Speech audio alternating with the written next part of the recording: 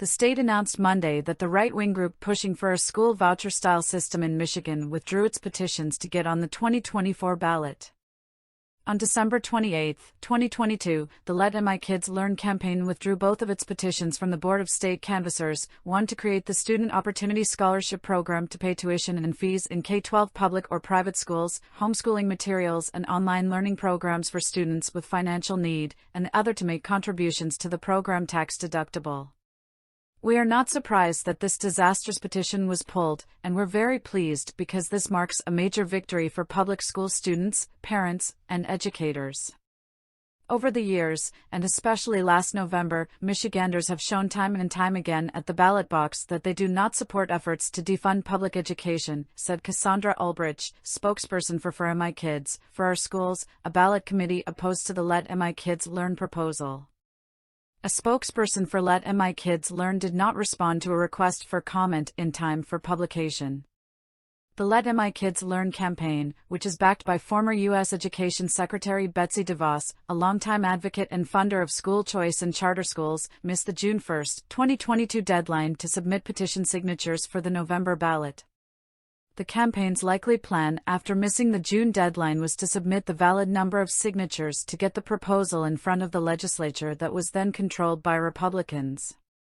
Lawmakers could then approve it without having to submit to voter approval or be subject to rejection by Governor Gretchen Whitmer, who vetoed a similar package in November.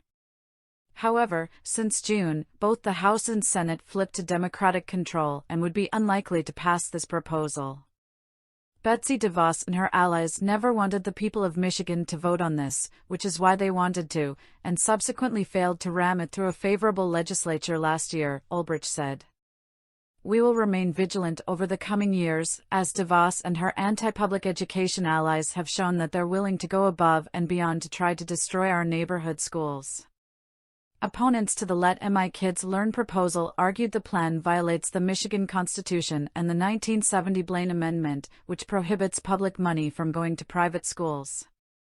Supporters of this ill-conceived ballot initiative confirmed what we knew all along, which was that Michigan voters would have rejected the proposal if it was on the ballot, said Peter Spatafor, executive director of the Michigan Alliance for Student Opportunity. This was purely a political campaign to have the legislature circumvent the will of the voters and enact an inequitable voucher system.